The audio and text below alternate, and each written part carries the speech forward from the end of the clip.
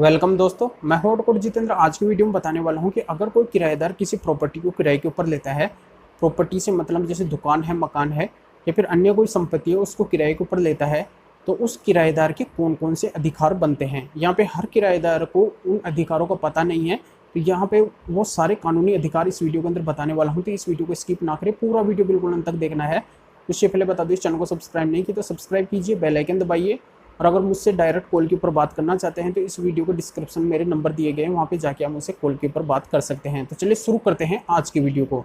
तो पहला किराएदार का अधिकार ये आता है कि वो अगर किराया दे रहा है मकान मालिक, दुकान मालिक को, तो उसकी रसीद वो ले सकता है। उसको रसीद लेने का अधिकार है, पहला अधिकार ये आता है। दूसरा अधिकार यह आता है कि वो मकान मालिक, दुकान का मालिक बिना किसी उपयुक्त कारण के, कोई कारण ही नहीं है और बिना वजह की उससे अपनी प्रॉपर्टी खाली करवा है, दुकान खाली करवा रहा है या फिर मकान खाली करवा रहा है, वो किराए के ऊपर रह रहा है और बिना किसी कारण से ही खाली करवा रहा है और अन्य किसी व्यक्ति को किराए के ऊपर दे रहा है, अन्य किसी व्यक्ति को वो किराए पे देना चाहता है, तो यहाँ पे अगर वो अन्य किसी व्यक्ति को किराए के ऊपर देता है तो यहाँ पे उस किराएदार को ज्ञान होना चाहिए कि वो अन्य किसी व्यक्ति को बिना किसी उपयुक्त कारण के किराए के ऊपर नहीं दे सकता है। 1 वर्ष तक वो अन्य किसी व्यक्ति को किराए के ऊपर नहीं दे सकता है। जिस दिन आपसे अगर खाली करवा रहा है उससे लेकर 1 वर्ष तक वो अन्य किसी व्यक्ति को किराए के ऊपर नहीं दे सकता है। कोई यहाँ पे उपयुक्त कारण नहीं है आपसे खाली करवाने का और वो अन्य किसी व्यक्ति को किराए के ऊपर दे देता है 1 वर्ष के अंदर ही, तो उसके ऊपर आप कानूनी कार्रवाई करवा सकते हैं। तो ये भी आपका एक अधिकार बनता है, कानूनी अधिकार बनता है किराएदार का। तो ये समझ में आ गया होगा।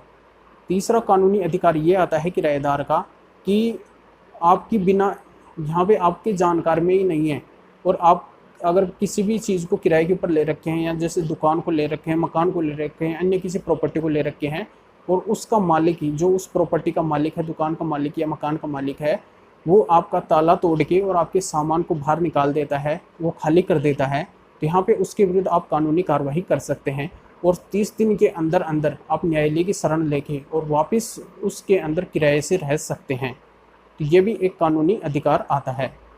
चौथा यहाँ पे कानूनी अधिकार आता है कि अगर आप 4 महीने का किराया नहीं लौटा पा रहे हैं तो इसमें क्या करना पड़ेगा, उस प्रॉपर्टी, दुकान के मालिक को या मकान के मालिक को आपको नोटिस देना पड़ेगा।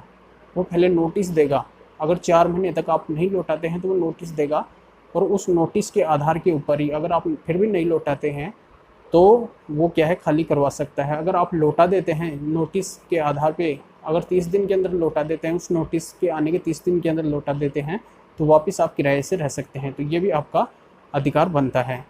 पांचवा अधिकार आपका ये बनता है कि वहाँ पे अगर आप किसी भी चीज़ को किराए के ऊपर ले रखे हैं, मकान, दुकान या फिर अन्य प्रॉपर्टी को, तो उसके अंदर जो मूलभूत सुविधाएँ आती है, जैसे पानी की आती है, लाइट की आती है या फिर अन्य कोई सुविधा रहती है जो इमरजेंसी की है, वो सुविधाएं उपलब्ध कराना उस प्रॉपर्टी के मालिक का यहाँ पे कर्तव्य होता है। तो वो सुविधा भी वही उपलब्ध करवाएगा। ये आपके अधिकार बनते हैं।